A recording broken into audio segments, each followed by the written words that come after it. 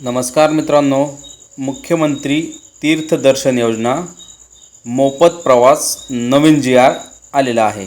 यासाठी कोण पात्र असणार आहे, कोण अपात्र आहे, सविस्तर माहिती या व्हिडिओमध्ये पाहणार आहोत. चला तर व्हिडिओला सुरुवात करूया.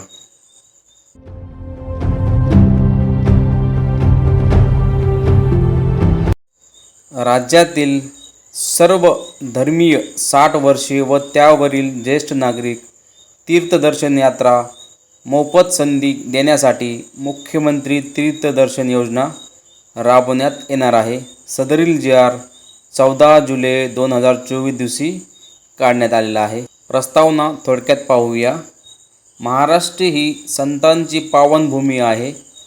यामध्ये अमरनाथ असेल, केदारनाथ असेल, वैष्णवदेवी असेल, जे 4 तीर्थधाम आहेत यांचे दर्शन घेण्यासाठी ज्येष्ठ नागरिकांना आता मोफत बसचा प्रवास, रेल्वेचा प्रवास देण्यात येणार आहे. शासन निर्णय पाहूया. महाराष्ट्र राज्यातील सर्व धर्मीय ज्येष्ठ नागरिक 60 वर्ष व त्यावरील नागरिक यांना दर्शन यात्रा योजना सुरू करणे. आता पाहूया यासाठी कोण पात्र आहेत. क्रमांक 1, सदरील व्यक्ती हा महाराष्ट्राचा रहिवासी असायला पाहिजे. मित्रांनो, ज्या व्यक्तीला ह्या योजनेचा लाभ घ्यायचा आहे ते महाराष्ट्राचे रहिवासी असणं गरजेचं आहे. क्रमांक 2, सदरील व्यक्तीचे वय 60 वर्ष किमान त्यावरील असावे. म्हणजे की मित्रांनो, ही योजना 60 वर्षाच्या पुढील लोकांसाठी आहे. क्रमांक 3, मित्रांनो, यासाठी त्यांनी उत्पन्नाची अट ठेवलेली आहे. सदरील व्यक्तीच्या कुटुंबाचं उत्पन्न 2.5 लाखापेक्षा जास्त नसावे. 2.5 लाखाची यांनी उत्पन्नाची अट ठेवलेली आहे. मित्रांनो, ज्याचं उत्पन्न 2.5 लाखापेक्षा कमी आहे अशाच व्यक्तींना ह्या योजनेचा लाभ घेता येणार आहे. मित्रांनो, हे होते पात्र उमेदवार. आता पाहूया अपात्र कोण आहेत. ज्यांच्या कुटुंबातील व्यक्ती आयकर भरणा करत आहे, म्हणजे की ज्या कुटुंबातील व्यक्ती गव्हर्नमेंटला टॅक्स भरत आहे तो व्यक्ती यामध्ये अपात्र आहे. त्याचबरोबर ज्या कुटुंबामध्ये सरकारी कर्मचारी किंवा कुठलाही गव्हर्नमेंट सर्वंट आहे त्या कुटुंबातल्या व्यक्तींना ही योजना लागू होणार नाही. म्हणजे की मित्रांनो, जर तुमच्या घरामध्ये 60 वर्षाचे पुढची व्यक्ती असेल पण त्या व्यक्तीचा मुलगा सरकारी कर्मचारी असेल तर त्या ज्येष्ठ नागरिकांना ह्या योजनेचा लाभ घेता येणार नाही. त्याचबरोबर ज्या कुटुंबातील व्यक्ती आमदार, खासदार आहेत त्यांना ह्या योजनेचा लाभ घेता येणार नाही. त्याचबरोबर 60 वर्षीय व्यक्तीच्या नावी जर 4 व्हीलर गाडी असेल, म्हणजे की मित्रांनो एखाद्या ज्येष्ठ नागरिकांच्या नावावरती 4 चाकी वाहन असेल, त्यांनाही ह्या योजनेचा लाभ घेता येणार नाही. ट्रॅक्टर सोडता ट्रॅक्टर हे यामध्ये सवलत दिलेली आहे. तसेच सदरील व्यक्तीला BP, TB, दमा, अस्थमा, हृदयविकाराचा कुठलाही आजार असेल अशा व्यक्तींना मेडिकल सर्टिफिकेट असल्याशिवाय ह्या योजनेचा लाभ घेता येणार नाही.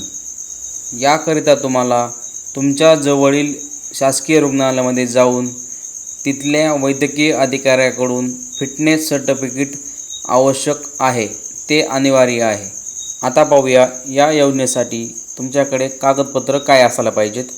त्यामध्ये सुरुवातीला आहे ऑनलाईन केलेला अर्ज, त्यानंतर आधार कार्डचे झेरॉक्स, राशन कार्डचे झेरॉक्स, त्याचबरोबर आदिवास प्रमाणपत्र. जर आदिवास प्रमाणपत्र नसेल तर मित्रांनो तुमच्याकडे 15 वर्षापूर्वीचे मतदान कार्ड, राशन कार्ड, शाळा सोडलेला दाखला किंवा जन्माचा दाखला या 4 पैकी तुमच्याकडं एक प्रमाणपत्र असणं गरजेचं आहे. तसेच तहसीलचा उत्पन्नाचा दाखला 2.5 लाखाच्या आतमधला असावा. 2.5 लाखाच्या वरचा उत्पन्नाचा दाखला चालणार नाही. त्यानंतर वैद्यकीय प्रमाणपत्र, तेही सरकारी दवाखान्यातील लागेल. शासकीय रुग्णालयामधले डॉक्टरांचं प्रमाणपत्र तुम्हाला यासाठी लागणार आहे. 2 पासपोर्ट साईज फोटो आणि मोबाईल क्रमांक गरजेचा आहे. त्याचबरोबर तुमचं एक स्वयं घोषणापत्र, त्याला हमीपत्र म्हणतो आपण, तेही तुम्हाला यासोबत द्यायचं आहे. यासाठी महाराष्ट्र शासनाने जिल्हास्तरीय समिती नेमलेली आहे. ती समिती सदरील व्यक्तीचे डॉक्युमेंट्स व्यवस्थित पडताळणी करून कोण यासाठी पात्र आहे व कोण अपात्र आहे ठरवणार आहे. तसेच मित्रांनो, आणखी गव्हर्नमेंटने यासाठी ऑफिशियली वेबसाईट लॉन्च केलेली नाही आहे. जेव्हा केव्हा ही वेबसाईट टाकतील तेव्हा तुम्हाला आमच्या चॅनलवरती ती वेबसाईट पाहायला मिळेल. दिलेली माहिती जर व्यवस्थित समजली असेल तर मित्रांनो, व्हिडिओला लाईक करा, तुमच्या मित्रांना शेअर करा आणि आणखी आमच्या चॅनलला जर सबस्क्राईब केलं नसेल तर एक चॅनलला सबस्क्राईब करून घ्या, बेल आयकॉनला प्रेस करा आणि ह्या GRमध्ये आणखी काही अपडेट आले तर तुम्हाला ते आमच्या चॅनलवरती पाहायला मिळतील. धन्यवाद मित्रांनो.